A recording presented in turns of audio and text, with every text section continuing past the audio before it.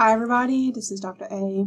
The next couple of videos are going to be over venipuncture equipment, and this particular video is over the collection devices.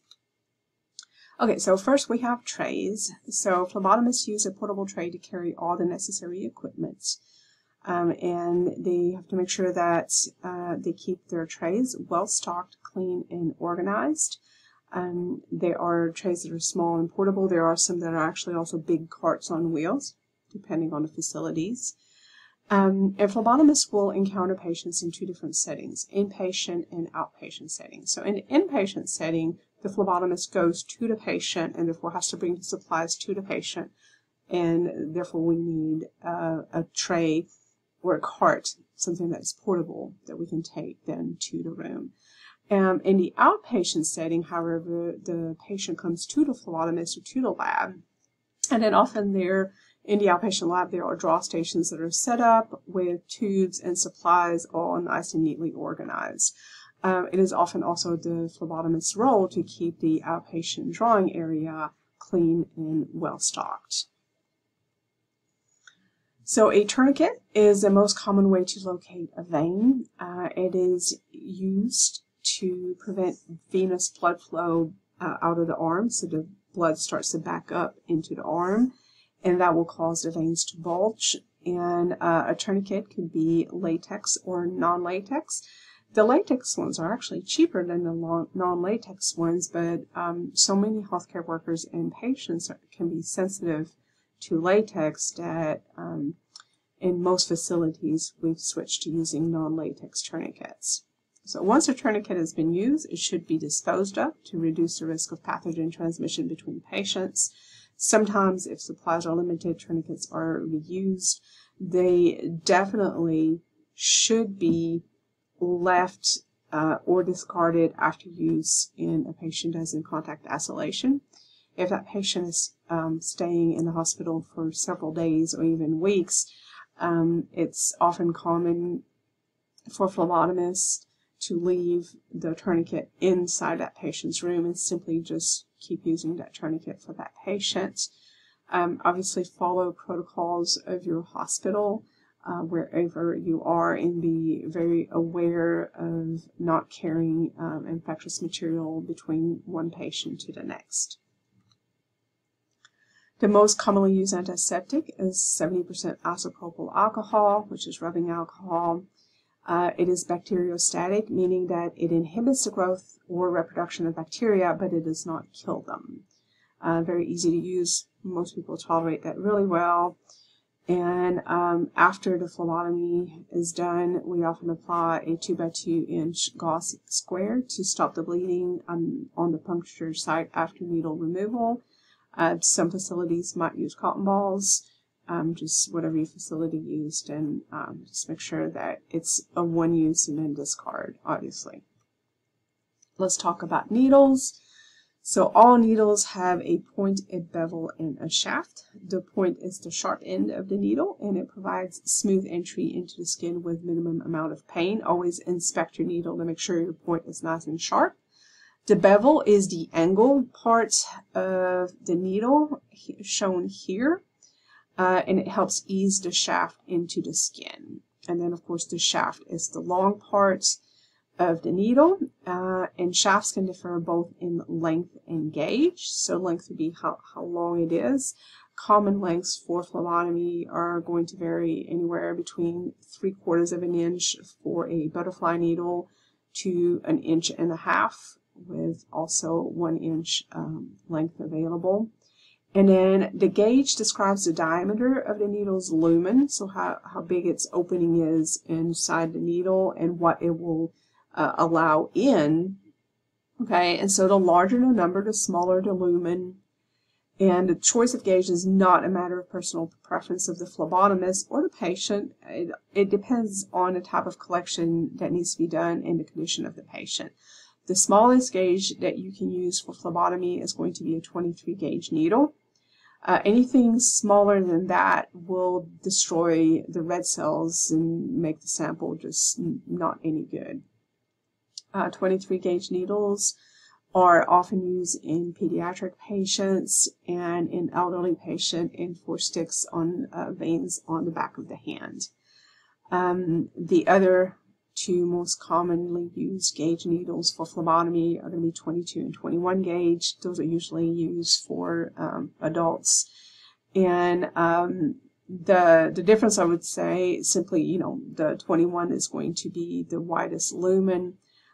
If you have to draw a lot of samples into one patient, if you use a 21 gauge, the tubes will fill up quicker if the patient has good veins and they can, you know, sustain that with the 21 gauge needle, if that's appropriate for them. The hub is where the needle attaches to either the collecting tube or the syringe. So this what can be, you know, twisted on if that's the design. So the hub connects needle to collection device. Multisample needles are what is the most commonly used to draw blood, because you can get the blood from the vein straight into the collection tube, so that yields the best sample possible. So while one tip of the needle will penetrate the patient's skin, so we descended the needle here, the second tip of the needle pierces the rubber cap of an evacuated collection tube. So yes, this is a double-ended needle, and the end that pierces the collection tubes is covered with a retractable rubber sleeve. And the point of the retractable rubber sleeve is that when you pull an evacuated tube off of this collection device, once it's full of blood, it covers the needle again, so blood doesn't go shooting out the other end of that needle. And so do be careful. Don't poke your finger into this collection device here. Even though it looks like rubber, there's a very sharp needle inside of there. The safety syringes can be used especially on difficult draws, because you have control over the vacuum, so you can slowly draw back on the plunger, and so that with a syringe you get a controlled, gentle vacuum for fragile veins. A syringe needle, also called a hypodermic needle, can fit onto the syringe barrel, and they also have safety devices there that can be activated once the collection is done. Then winged infusion sets, also known as butterflies, are used for venipuncture on small veins, such as those in the hand in the elderly or pediatric patients. The most common needle size is a 23 gauge, 3/4 of an inch long needle. The 23 gauge is, again, the color is this light blue, and so the wings of the winged infusion set are going to be light blue to indicate the gauge of the needle. You can find some 21 gauge butterfly needles, but they would be green, so don't confuse those. And you can tell that the green needle is definitely a bigger needle than the 23 gauge ones. And so most butterfly systems now are designed to be used with an evacuated tube system. And so you can attach here the hub. It has the same needle adapter here than on the multi-sample evacuated tube system. The butterfly end of the needle goes into the patient, the blood goes down to tubing, and then you will slide evacuated tubes here on this end of the needle. It is covered in the retractable rubber, the same as with a multi-sample system. And every time you switch tubes, the rubber should cover the needle. Again, be careful, don't poke yourself with either end of the needles. And this yellow component of the butterfly needles is a safety device that can be pulled over the needle once phlebotomy is complete to shield the needle so you don't hurt yourself or your patient. And so, again, on needle safety, OSHA issued a directive in November of 2000 stressing the use of safety devices to help reduce the number of sharp injuries. And so those are called engineering controls to protect patients and protect phlebotomists. And they're mentioned in OSHA's bloodborne pathogen standard, and this is to increase needle safety. And so every needle that you use on a patient should have a safety device that can be activated after use to protect yourself while you are finishing the collection and then disposing of the collection device. And then lastly, we have needle adapters. So for most collections, you will use multisample needles and an evacuated collection tube.